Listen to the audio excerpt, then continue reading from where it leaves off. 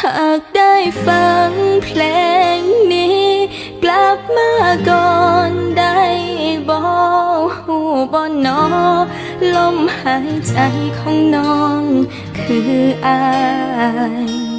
ขาดอายไปแนวนี้บัดลมหายใจคือจังสิตายขาดอายน้องอยู่บ่ได้หักอายหลาย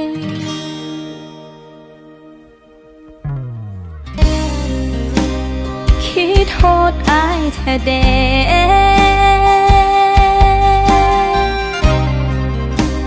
คิดโทษอายสิตาย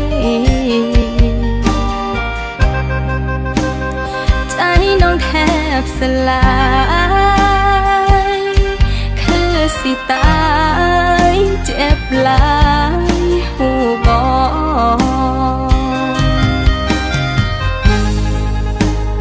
อายบ่หวนขึ้นมาแต่น้ำตาน้องไหลย้อยย้อยได้แต่ท่าแต่ขอ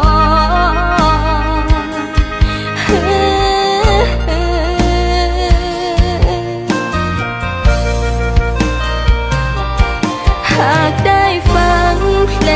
งนี้กลับมาก่อนได้บ่นอลมหายใจของน้องคืออายขาดอายไปแนวนี้บัดลมหายใจคือจังสิตายขาดอายน้องอยู่บ่ได้หักอายหลายคือมาลอยแท้เด้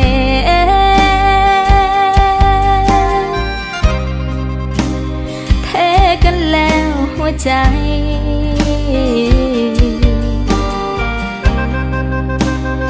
จักสิอยู่จังใด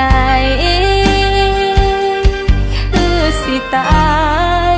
เจ็บหลายหูบ่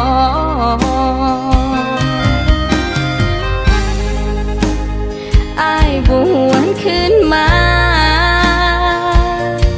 แต่น้ำตา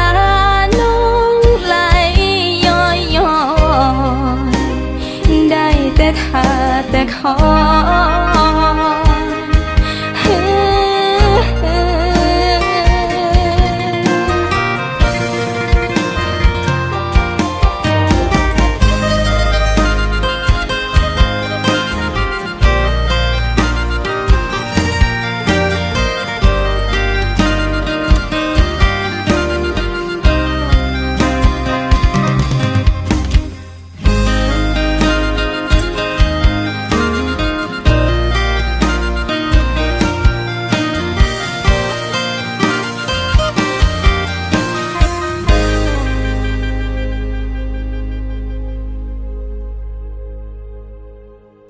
หากได้ฟังเพลงนี้กลับมาก่อนได้บ่หูบ่นอลมหายใจของน้องคืออาย